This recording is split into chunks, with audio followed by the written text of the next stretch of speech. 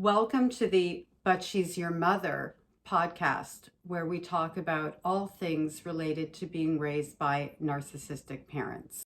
Our guests are adult survivors of child abuse. Please note that this podcast is intended for mature audiences and may feature topics such as emotional, physical, and sexual abuse, domestic violence, self-harm, suicide, murder, and eating disorders. Opinions expressed by guests and survivors are their own. Some names may be changed or blocked out to protect minors, victims, and survivors. Thank you for listening to But She's Your Mother, the podcast. Today's guest is sibling survivor Justin, also known as Justin on TikTok. This is his story. Thank you for having me today. My name is Justin, and I am known on social media by the handle Justin on TikTok across most platforms. I started out as a narcissistic, toxic family content creator, and it somehow morphed into current events and true crime. My wife likes to say current events was like a true crime minor. We still talk about narcissistic stuff every once in a while. On my page, not as much as we used to. It's definitely something that is a huge part of my life. I've been in no contact with my mom now for 5 years. Yeah, 5 years. And my dad, we're almost at a year. And that one kind of came out of surprise, and we can talk about it. And I haven't really made videos on that, so you probably aren't aware of that one, but we can chat about all that. Thank you for being on But She's Your Mother and maybe your father, the podcast. Share with us what your childhood looked like. What was your growing up experience like? It's interesting because when you're in that scenario, you don't really know that what's going on is not right. Now, for the most part, it's one of those things where it's very convoluted. Anybody who goes through this situation knows that it can be, not everything was terrible. I have fond memories with my mom. I also have some memories that stick with me forever. I'll give one story. I was talking about this story earlier today, and I did make a video about it. In the 90s, I was probably 13-ish years old, 12, 13, somewhere in there. And I was always into cars. I'm still into cars. And my mom had a 1959 MG, and it didn't run when, that I remember it doing, but she had it, and I kind of got obsessed with British cars, and I saved up my money and we went to a British car show, and I spent $30 on an MG hat in the 90s. As a kid that did not have an allowance, I earned all my money from, mowing lawns or doing stuff for neighbors or whatever the case was. And like most teenage boys, I wasn't necessarily the cleanest person. And I left the hat out, and she had came home and she told me, "I told you if you leave it one more time, I'm going to throw it away." So she takes it and she throws it in the trash can. And it's a trash can that has, the step pedal with the lid that closes down. So I go to get it, and she sits on the trash can lid, and my wrist gets stuck in there. And finally, I still have my hand on the hat, and I pull it out. She falls off the trash can. And my punishment for that was she called the police, told them that I hit her, and I had to go spend like 3 or 4 days in juvenile hall in Fulton County, Georgia, downtown Atlanta, until I was willing to apologize to her. That was my punishment. And yeah, that's one experience. That one's one of the more extreme experiences, but that's one of many. Wow, I'm so sorry to hear that. The instability that creates, and the tremendous fear. Like, what if you apologized and she didn't bring you back? Like, she could have just left you there, it sounds like, indefinitely. Well, I don't think that any charges would have stuck, and my dad would have probably tried to work to get something out. My dad was in Miami and we were in Atlanta, so it was hard. And it was actually kind of interesting with that story. So, again, this is the 90s, right? Cell phones weren't really a thing. My dad did get an 800 number because, few people who are old enough to remember, like you and I, long distance, and you had to pay for long distance. And so he knew that my mom would never allow that. So he got an 800 number so I could call him whenever he wanted to call him. And I ran out of the house when she was calling the police, and I ran to our neighborhood pool, which had a phone. And I called his 800 number. And while I was talking to them, I told them what was going on. I'm basically in tears. And he says, "Well, call 911." Or he says, I'll get you out there. He's like, "Just figure out, get what you need for tonight or whatever." He's like, "I'll get you a taxi. We'll get you where you need to go, and we'll figure it all out. We'll get it sorted." And as I'm talking to him, a police car rolls up. And I say to my dad, like, Dad, the police are here. And he's like, okay, well, hang up, call 911, tell them what's going on. And so that's what I did. And I can hear dispatch on his radio. And the cop was a massive bully. We won't go into that story because he just was. But long and short of the story, he throws me against the fence, manhandles me into the car, makes fun of me in the process as a child that's now crying, drives over to our house. I guess he's talking to my mom because he's inside for probably 20, 30 minutes. And I'm sitting in the back of the car, cuffed and everything like that. And next thing I know, he comes out. He's like, all right, we're going downtown. And so I guess she had an option at that point to choose to say, okay, we're not going to take this any further. And she chose to take it further.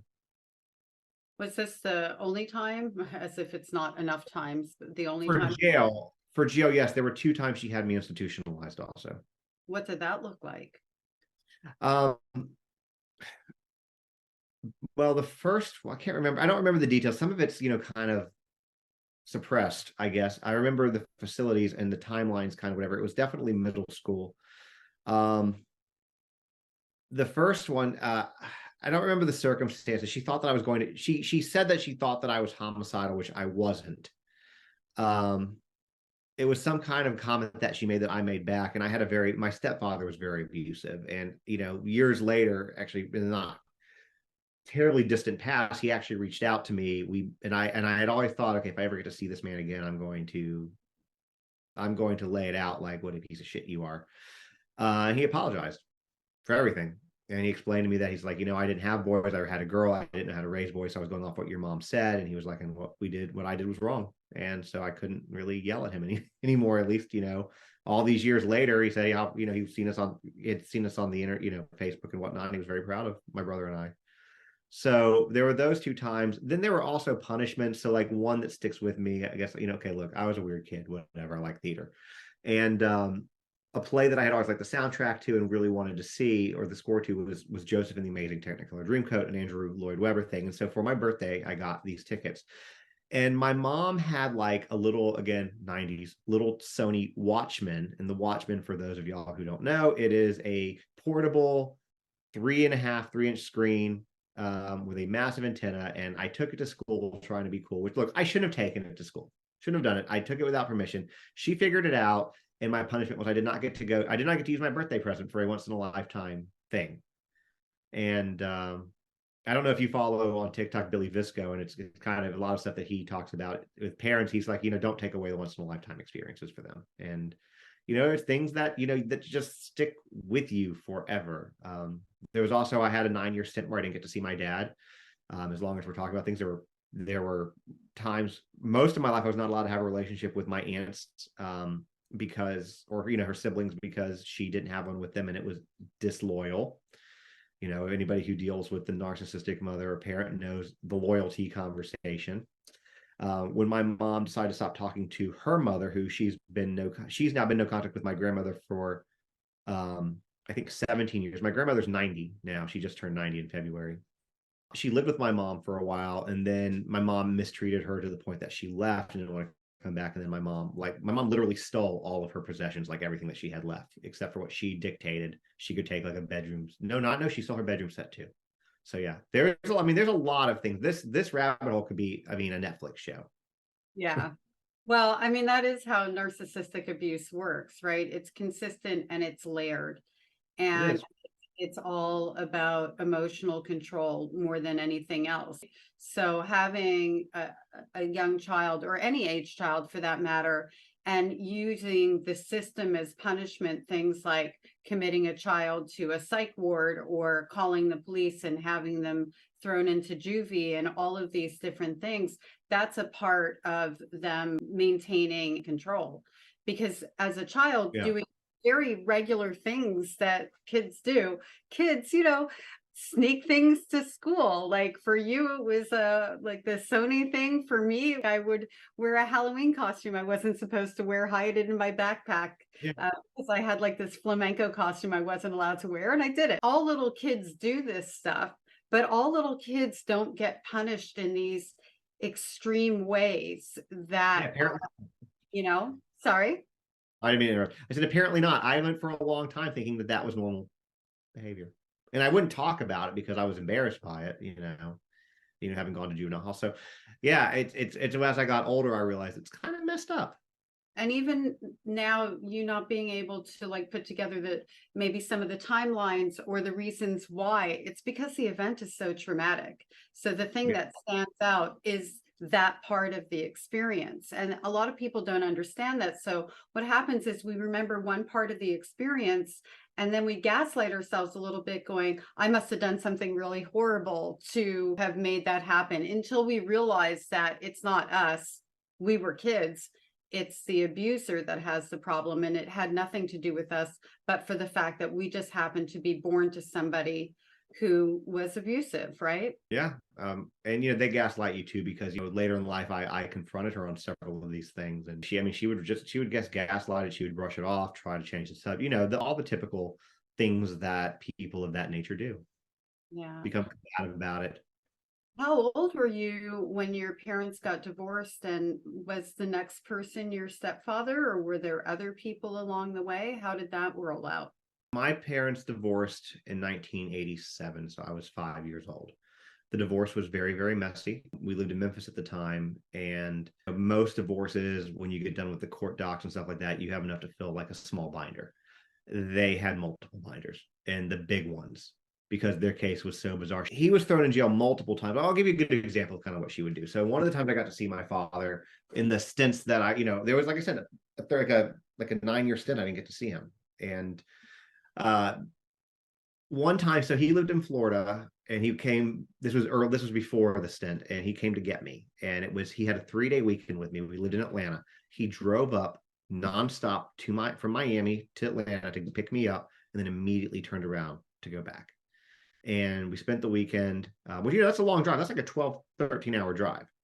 And on the way back in Chattanooga, so we didn't live in Atlanta at the time. We lived in Memphis at the time, so it was even further drive. In Chattanooga, we hit traffic, and I know exactly where. I don't remember hitting the traffic, but I know exactly where, because there's a part of Chattanooga, I don't know where you are, but I go through there all the time, that always has traffic. Nobody can drive in this part, so it's still to this day that bad. And so he gets off at a gas station, picks up a payphone, because again, this was probably the 80s, calls her and says, hey, we're running late, we got traffic, blah blah blah blah. And she says, no problem, just y'all be safe, see you when you get here. When he finally arrived at the house, she had the police waiting on him for violating visitation. It was things like that. I had to sneak when I called him and stuff I had to sneak to call him. If I did call him and she called out, I would get spanked. All the normal fun stuff. Terrified all the time. It's interesting. You started out by saying it wasn't all bad. Because there were good times. Like, I have good memories with her. That's the thing. I do. It's the thing about this kind of stuff is it's not black and white. It's very gray. And as I'm sure you're well aware, and your listeners are well aware, getting to the level of no contact is not a decision that people make lightly, and it's not a decision that people come to overnight. It typically takes years and years of trying to placate the person, try to get them to respect boundaries, trying to do anything you can to try to keep the peace. And eventually it just all comes to a head, and you just can't do it anymore. I always say it's not a choice. It's not like we have choice A and choice B. We're pushed into a position where we either decide that we want to break the cycle of abuse, we want to stop hurting, we want to feel safe, and we want to heal. And we can't heal when we're on fire. And relationships with people who are narcissistic like this, they're constantly lighting the match and setting you on fire. And your nervous system is in constant turmoil as a result of that. So when I say, and you said it wasn't all bad as a child, yeah, we can have some good memories, but your nervous system, because of the way that you were being abused, never really got a resting point. And that really impacts your development in every respect of the word. It affects how we mature, how we develop our critical thinking skills as children, how we blame ourselves for things that have nothing to do with us. and all of those different things. We're raised in a way that up is down and down is up. And so we don't even have the confidence to really understand how to develop trust in our own opinions, or even know what we like. Like, it's so complicated, right? It is. It is. It's very complicated. Yeah, I mean, you hit the nail on the head. I wonder if that's why I always have to have like a million things going on at all times. Like I can never sit still. A lot of distraction. It could be. It Could could be a be. lot of distraction. I have like so much. I have, the TikTok stuff plus a regular job, plus we have Airbnbs, plus then we'll get to it later, but then recently wrote a book, plus a podcast, and it just, a family and everything else that I deal with. It literally never stops. Yeah, yeah. It some of that is distraction. Some of it is creating your own chaos, even if it's controlled. It is creating your own chaos in a way. It is. It is. I'm gonna admit it. I sometimes miss the drama because I'm so used to the drama that sometimes you're right. I sometimes have to create my own drama because it's just I don't know. I thrive. I sadly, but I thrive in it. I guess I don't know, but it's yeah. Well, we work well under those conditions. It's just not the Yeah. best thing for us. That's one of those things that through the healing process, we learn to figure out, because that's not a sustainable way of life. Like for me, I've learned that I only take things on in threes. Don't ask me why it's threes. That seems to be manageable for me. And anytime I take on one more thing, I remind myself, wait a minute, what are you doing? And I pull it back to the important three. Maybe I'll shift a project or something that I'm doing, but that's how I manage that, because otherwise something suffers. And part of what suffers is my self-esteem, because of the fact that I'm not accomplishing it all the way that I really want to. So it creates a bit of a merry-go-round that we don't actually need to be on, right? I suppose, but I mean, I've been on it for like 40 years, so I don't I don't see myself getting off. But I mean, I do agree with what you're saying is that you can't always it's always something that's going to be stressing you out. So whether it's like for me, podcasts like this last month for the latest episode that I did, I'm like getting to the end of the month. I'm like, oh crap, I haven't done anything yet. I got to find something to talk about. I got to find a person to do it with, because I always have like a guest co-host. And anyway, I got it done and it's ready to go. But it's something now I'm on to thinking about next month already, plus everything else that's it's just always something, you Yeah. know. But interesting that you notice the pattern of threes. I'm gonna just have to look or try to like think of, and see if I have a strange pattern. I think I just stretch myself too thin all the time, and 5 to 6 hours of sleep a night is totally acceptable. Yeah, So not for me. Maybe that's not, why. not for me either, but it's what happened. I'll go that way for a while, then I crash, sleep like 12, and then I do it again for like a couple more months. Yeah, maybe that's why I figured out the threes for me. So when you look back at where the no contact began, what caused it? And did the no contact happen and then you went back in, or when you went no contact, was it like you've been solid the whole time all the way through? What did it look like for you? I started limiting contact well before no contact. I never expected to go no contact. And the reason I started limiting contact is because every time I got on the phone with her, she was complaining about someone or something, and it was just draining. And I remember my brother's got 2 kids, and he would complain about like my mom has this thing. It's predominantly against other women, so or girls. So whether it's her sisters or her mother or her friends or a 5-year-old or my niece, her grandchild, it's always something she would give, so my brother's got a boy and a girl. The boy's older. She dotes on the boy quite a bit, treats him very differently than she treats the girl. At her old house, my understanding is she's moved, but at her old house, she had a bedroom right next to hers, and that's where he would sleep. And then she would be, even though she was younger, 4, 5, 6 years old, on the other side, way on the other side of the house. It was a large house, very large house. Like it was a single level ranch that was like 5,000 to 6,000 square feet. So I mean, and she was literally opposite ends. And one time I know that because I was visiting my brother at the time, and she had brought them the kids back as she was watching them, and she was giving the little girl the silent treatment, giving a 5-year-old the silent treatment because of I don't even remember why, something stupid. And so I remember she would constantly talk about my niece and complain about my sister-in-law. Look, my sister-in-law is definitely a problem, but not just because she's a different kind of problem. But she's a problem, but not in like a narcissistic way, just like in a dumb way. Dumb, that's what we'll say. And I hate to say it that crassly, but that's the truth. And she would be complaining about my sister-in-law. She would be complaining about the kid, like, oh, she only really wanted a boy. She doesn't really care about the girl. She's like, and she kept her away from me the first year of life. And I'm like, okay. And I'm like, Mom, even if that were true, which it wasn't, I said, even if that were true, she's like 1, she's 2, she's 3, she's a child. It's not up to her. Why are you punishing her? And she didn't like when I did that. Anyway, so context started to be limited. And then my wife and I had a very, very bad year. And in that year, we had a pregnancy loss. We had our dog who we love. Thank you. We had our dog who we loved pass away. She lost her grandmother. She lost a cousin who was 40 years old, died of colon cancer, all within like a 12-month period of time. And there was a myriad of other, those were the big things, but there were a myriad of other little things that happened along the way. And so when we had the loss, her reaction to it was strange. So when we had the loss, we chose to have the baby, fetus, whatever you want to call them, analyzed to see if there were any genetic defects or anything like that. And there wasn't. It was just a pregnancy complication that happened.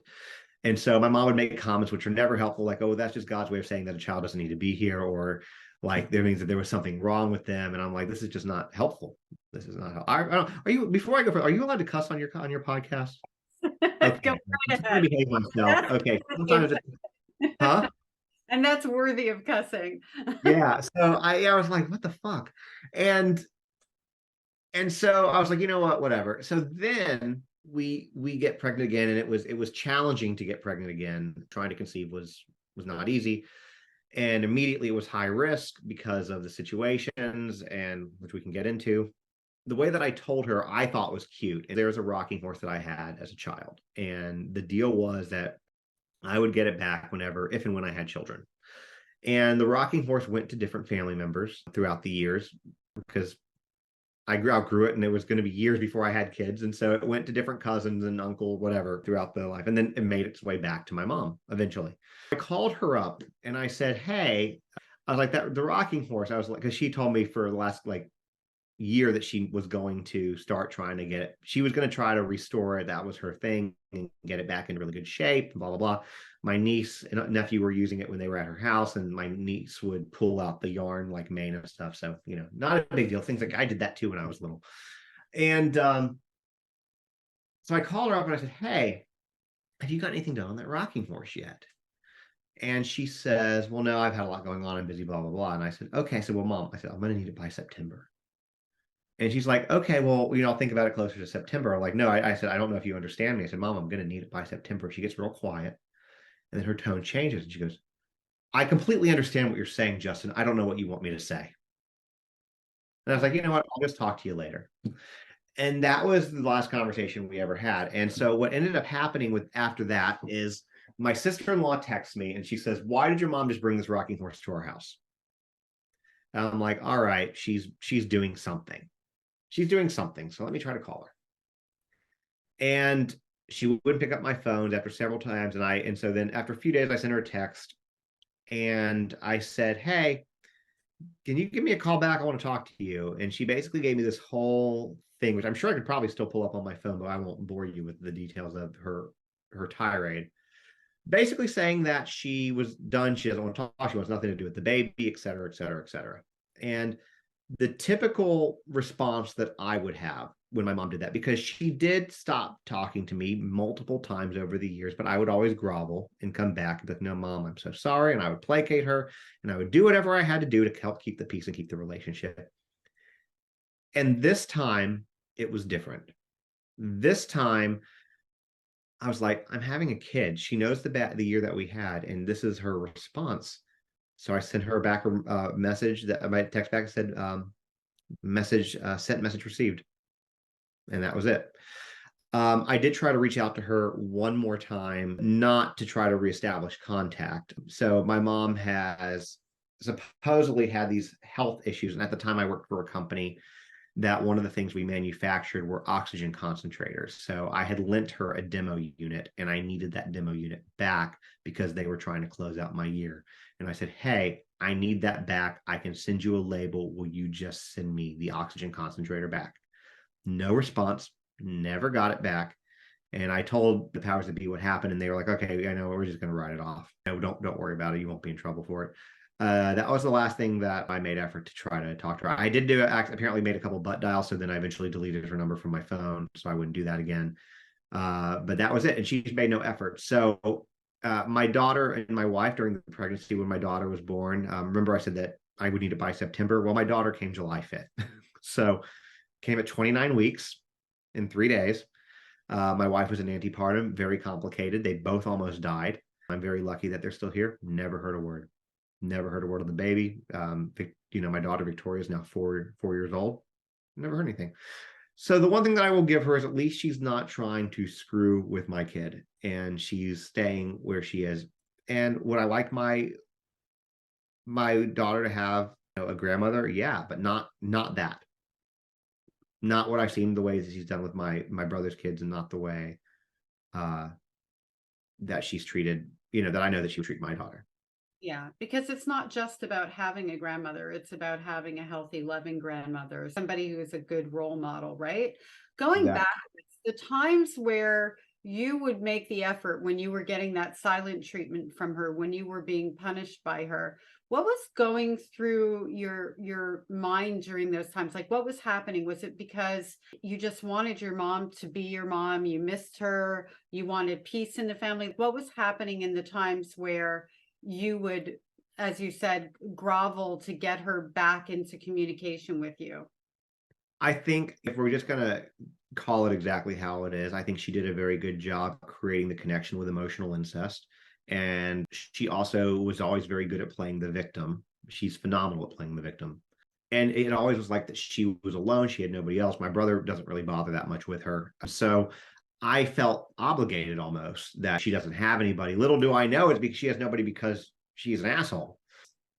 I felt bad. It was, and I had in my mind good relationships, good things, especially as we got older. I mean, there were things that she did, but as I got older, before I was married, when I was like a young adult, early 20s kind of age, we had a great time. Like whenever I would come see her, it was a lot of fun, music, all that kind of stuff. It was great, but it was